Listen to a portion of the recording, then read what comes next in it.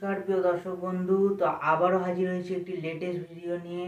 তো আজকের যে ভিডিওটি সেটি হচ্ছে জটক বিচার, অর্থাৎ ছেলে বা মেয়ের সাথে বিবাহ যখন হয় সেই বিচারে একটি দোষ। আমাদের অনেক রকম দোষ আছে, তো সেই দোষের মধ্যে একটি দোষ হলো ভ্রুকুটি দোষ। তো সেইটা নিয়ে বিস্তারিত আলোচনা আজকে করবো এই ভিডিওতে। তো ভিডিওটি খুবই একটি গুরুত্বপূর্ণ হতে চলেছে। তো আপনারা দেখুন শেষ পর্যন্ত। ভালো লাগলে অবশ্যই একটা লাইক করুন, শেয়ার করুন সকল বন্ধুদের সাথে। আর যারা আমার চ্যানেলটি এখনো পর্যন্ত সাবস্ক্রাইব করেননি অবশ্যই সাবস্ক্রাইব করে পাশে থাকা বেল আইকনটি ট্যাপ করে দিন। এরকম লেটেস্ট ভিডিও আপনার কাছে দ্রুত পৌঁছে যাবে। তো চলুন আজকে আমরা দেখে নিই যে সেই দোষটির বিষয়। তো আমি কিছু পয়েন্টিং করে রেখেছি, যেগুলো হলো মেন সেগুলি আজকে আপনাদের এই ভিডিওর মাধ্যমে আপনাদের কাছে জানাবো। সেটা হচ্ছে যে কুণ্ডলী ছক বিচারে ভ্রুকুট দোষ বা ভ্রুকুটি দোষ এটা কি। এবার দোষ বলতে টোটাল হচ্ছে 8 প্রকার দোষ হয়। তো 8 প্রকার দোষের মধ্যে এটি হচ্ছে 7 নম্বরে আছে। এবার এতগুলো দোষের মধ্যে কেন এই দোষটা নিয়ে আমি ভিডিও করছি সেটা আগে বলে রাখি। এটা এমনই একটি দোষ, এটা কাটানো কিন্তু অসম্ভব। ঠিক আছে, মানে এই 8টার মধ্যে বাকিগুলো আপনি কাটিয়ে ফেলতে পারবেন, কিন্তু এই যেটা 7 নাম্বারেরটা এইটা কাটাতে অনেকটা কি বলবো সব রকম দিক থেকে বাধাপ্রাপ্ত হতে হয়। তো সেই জন্য এটা কিন্তু সবাই কাটাতে পারে না, যার জন্যই হলো মেন এই ভিডিওটার মাধ্যমে আপনাদের কাছে জানানো। তো চলুন শুরু করছি। তো প্রথমেই বলি ভ্রুকুট দোষ জ্যোতিষশাস্ত্র অনুসারে 12টি রাশি আছে সেই রাশির যে কুণ্ডলী বিচার হয় সেই বিচারের মাধ্যমে 7টি স্কোর হয়। সেই স্কোরের যে ম্যাচিংটা যেটা 7 পয়েন্ট হয় সেইটা নিয়ে কিন্তু এইটা। আচ্ছা, এটি বিবাহের জন্য নক্ষত্রের পরীক্ষার সময় এই 8টি পয়েন্ট শ্রেণীবদ্ধ করা হয়।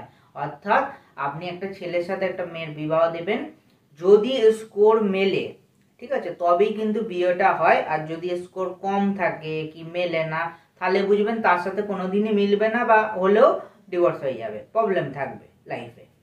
তো এই হলো 8টি দোষ, ঠিক আছে, যা আপনার স্ক্রিনে এখানে দেখতে পাবেন, সেটা আমি দেখিয়ে দেবো, পরপর দেখতে পাবেন। আচ্ছা, পয়েন্টগুলো একটু বলে দিই, দোষের পয়েন্টগুলো আপনারা একটু শুনে নিন।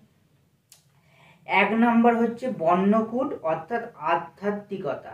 ঠিক আছে, আমার যে মানে এই দোষটা যদি কারোর থাকে তাহলে কি হবে, সেই ব্যক্তি ভালো হবে না, অর্থাৎ ঈশ্বরের পথে থাকবে না, সে সবসময় খারাপ কাজ করবে, কি বলবো সবসময় নেগেটিভ থাকবে, ঠিক আছে, পজিটিভ থাকবে না।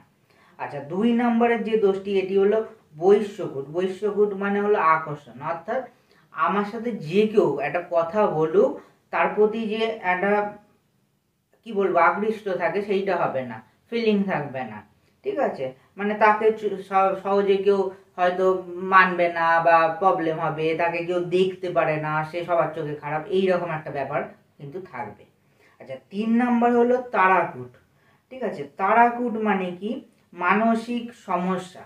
ঠিক আছে, মানসিক নানান রকম তার হঠাৎ করে মানে মানসিক সে রোগী হতে পারে, কি মানসিক প্রবলেম আসবে, মানসিক চাপ, মানে সে মানসিকে ভেঙে পড়বে বলতে। 4 নাম্বার হলো যৌনিকূট। এটা কি, যৌন সমস্যা যে কোনো। তারপর হলো 5 নাম্বার হলো গ্রহ মৈত্রীকূট। এটা কি, এটা হলো রাশির অধিপতি বন্ধু। অর্থাৎ যদি এরকম হয় যে তার সাথে অন্য রাশি হয় তাহলে সে হয়তো সহজে সবার সাথে বন্ডিং ভালো হবে না, হ্যাঁ, এর সাথে খারাপ, ওর সাথে সমস্যা, ওর সাথে বিচ্ছেদ, এরকম ব্যাপার। ঠিক আছে, মানে বাড়ির সবার সাথে সবার মেলাতে পারবে না। ঠিক আছে, মানে শ্বশুর বাড়ি গিয়ে ধরুন সে সবার সাথে মানিয়ে নিয়ে থাকতে পারবে না, এইটা। আচ্ছা, গণকূটটা হচ্ছে 6 নাম্বার। গণকূটটা কি, গণকূট হচ্ছে মানসিক নির্ধারণ বা নিয়ন্ত্রণ। অর্থাৎ আমি যে একটা কাজ করব, যে কাজের ফোকাস যে আমার এইটা লাইফে এগোলে ভালো হবে বা সেই রকম কিছু থাকবে না এই দোষগুলো থাকলে। তারপর যেটা আসছে এইটাই মেন জিনিস, যে 7 নাম্বার, এটা হলো রাশি ভ্রুকুট কূট, মানে হলো জন্ম রাশির বিবরণ। মানে লাইফে আমার কি বলবো গ্রহ নক্ষত্র বাঁধা হয়ে বসে আছে, যে কোনো কাজে প্রবলেম, যে কোনো শিক্ষাক্ষেত্রে প্রবলেম, কর্মক্ষেত্রে প্রবলেম, বিবাহ ক্ষেত্রে প্রবলেম, লাইফে প্রবলেম, সব দিক দিয়ে প্রবলেম। তো এইটা হলো মেন বিষয়। আর তারপরে যেটা লাস্ট যেটা হয় 8 নাম্বার যেটা, সেটাকে বলে নদীকূট। নদীকূটটা কি? নদী ধারণের সংজ্ঞা। এখানটা একটু বিস্তারিত না বললে হবে না, তো এইটা পরবর্তী যে ভিডিও হবে এগুলো ব্যাপার আছে বোঝার। তো নদীকূটটা না বুঝলে আপনারা বুঝতে পারবেন না জিনিসটা কি, ঠিক আছে? অনেকে ভাববে হয়তো নদী না, নদী না, ওটা অ্যাকচুয়াল শর্টে বলে রাখি যে আপনার ধরুন নদীর যেমন জল বয়ে যায়, তো মানুষের লাইফ সেরকম ওঠানামা করতে করতে বয়ে যায়, সেটারই একটা পার্টকে বোঝানো হয়েছে। তো সেটা একটা অন্য ভিডিওতে আমি উপস্থাপন করব। তো এবার হচ্ছে এই ভূকুট দোষের মধ্যে যে আবার পয়েন্ট হয়, সেই পয়েন্টগুলো আমরা দেখিনি কটা দোষ হয়। তার মধ্যে আবার 3 ভাগের দোষ দেখা যায়। 3 ভাগের কি? বিবাহিত দম্পতির মধ্যে এই 3টি দোষ হয়। মানে দুজনের যদি এটা না বিচার করিয়ে যদি বিয়েটা হয় তাহলে কি কি দোষ হতে পারে। 1 নম্বরে আছে নবপঞ্চ ভূকুট দোষ। এটাই কি হবে? এটা গর্ভ অবস্থায় সম্পর্কিত সমস্যা থাকবে, সন্তান না হতে পারে।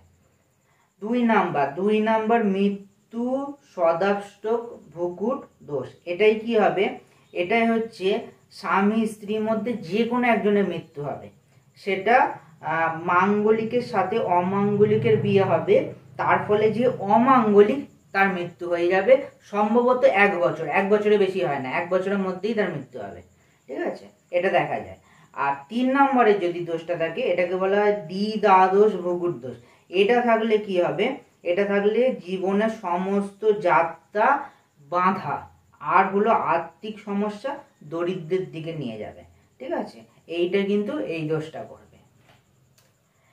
এবার ভূকুট দোষের প্রভাব, মানে এই ভূকুট দোষটা যখন কারো চলবে তখন সে কি প্রভাব, মানে তার উপরে এফেক্ট পড়তে পারে।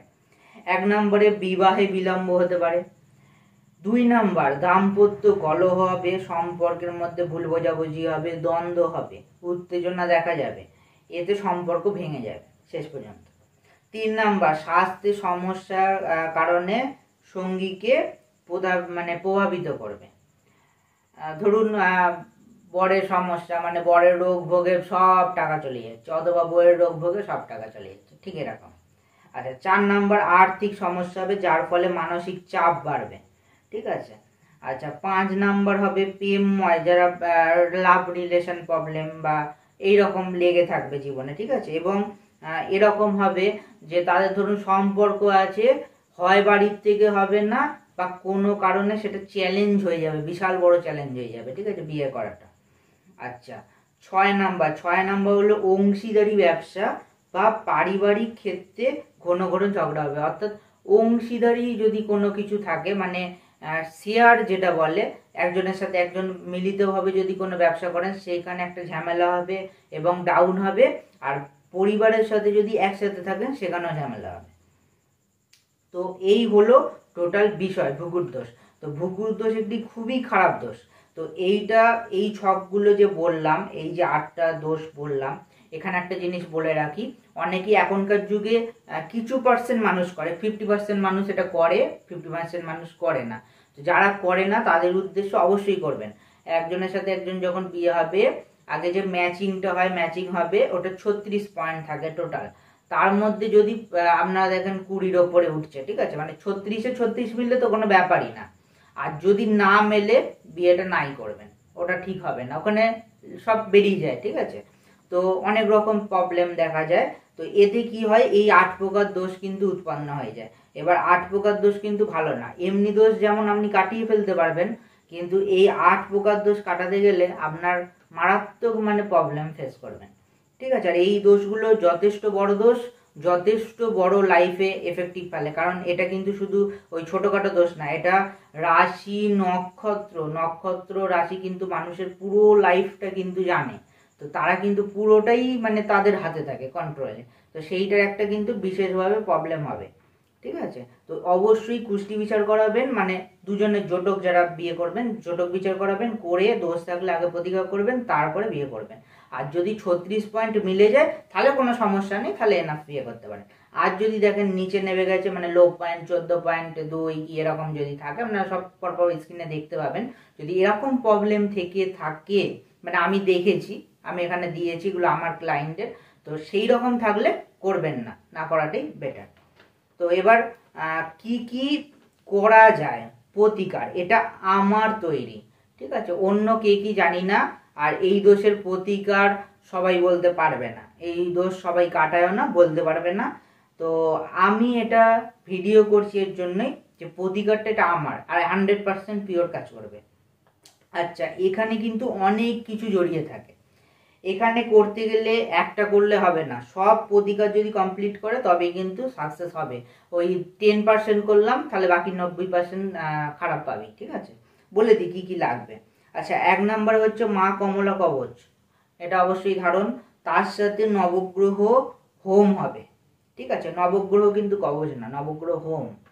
আচ্ছা, তার সাথে হলো 2 মুখী রুদ্রাক্ষ, স্টোন আছে, স্টোনটা কি স্টোন আমি বলবো না। তারপর হলো যন্ত্র আছে, সেই যন্ত্রে ধূপ দ্বীপ দেখাতে হবে, ওটা 3 মাসের কাজ আছে। তার সাথে হচ্ছে আমরা একটা ব্রেসলেট দিই, তো সেই ব্রেসলেটটা পড়তে হবে, ওটা ক্রিস্টাল, ঠিক আছে। আর তার সাথে শঙ্খের আংটি, প্লাস হচ্ছে অষ্টগুণ দোষ নিবারণ পূজা করতে হয়। এই পূজাটা কি?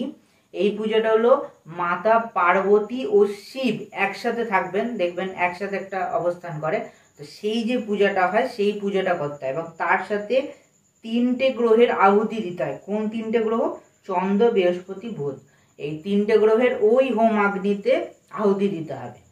তো দিলে এই টোটাল জিনিসটা করলে, এবং তার সাথে আর একটা জিনিস অ্যাড করা হয়, সেটা হলো কি শালিগ্রাম শিলা পূজা, অর্থাৎ নারায়ণ, ঠিক আছে, নারায়ণের যে শালিগ্রাম শিলা হয় সেইটা পুজো করতে হয়, তবে এই পুরো দোষটা কাটে। এবং তার সাথে আরো কি কি লাগে বলে দিচ্ছি। 1 নম্বরে রত্নপাথর দান করতে হয়, এটা ব্রাহ্মণকে দান করবেন। তার সাথে শস্য, ফল, আর সেই দিন যে হোম হবে, সেই দিন হোম হয়ে যাওয়ার পর আপনাদের করতে হবে কি পশু পাখিদের খাওয়াতে হবে, সেটা সব রেডি করে রাখতে হবে, ঠিক আছে। ওটা প্রসেস আছে, মাটির টেলায় সাজিয়ে, যারা আমাদের কাটা আমি বলে দিই, ওটা করে ওইটা দিতে হবে, ওইটা খেলে ওই দোষটা কাটবে, ঠিক আছে। তার সাথে বস্ত্র দান করতে হবে, দক্ষিণা দিতে হবে, ব্রাহ্মণ ভোজন 3 জন করাতে হয়। আর তার সাথে যে হোমের ছাইটা হবে ওইটা একটা কৌটোয় রাখতে হবে, ওইটা প্রতিদিন তিলক কাটতে হবে, ঠিক আছে, মোটামুটি 3 মাস চলবে। আর সংকেত জিনিস দান করতে পারেন, সব থেকে যদি গোমতী চক্র দেওয়া হয় ব্রাহ্মণকে, মানে 3টে ব্রাহ্মণকে দেন, সব থেকে ভালো কাজ হয়। আর তার সাথে একটা ধাতু দান করতে হয়, ঠিক আছে। আর যজ্ঞের সাথে হচ্ছে সেই দিন 2টো জিনিস পুজো করাতে হবে, একটা হলো মতি, একটা হলো মানে মতি মানে মুক্ত, একটা হলো হলুদ নীলকান্ত মণি, ঠিক আছে, বা পিলা পুগরাজ যেটা বলা হয়, সেই দুটোকে মন্ত্র বলে শোধন করে সেই দিন ধারণ করতে হবে। এই টোটাল প্রসেসটা করলে একদম 100 পিওর% পুরো কেটে যাবে। এইটা হলো ভুগুর দোষ, কারণ এটা এতটাই একটি পাওয়ারফুল দোষ যেটা সহজে কাটে না। তো এইটার জন্য কি হয়, এই এতগুলো প্রসেস করতে হয়, তবে কিন্তু ওটা কাটে, ঠিক আছে, তাহলে আর এই লাইফে প্রবলেম হবে না। তো আজকে এ পর্যন্তই, আবারও একটি হাজির হব লেটেস্ট ভিডিও নিয়ে। ততক্ষণ পর্যন্ত আমাদের চ্যানেলের সাথে থাকুন, সুস্থ থাকুন, ধন্যবাদ।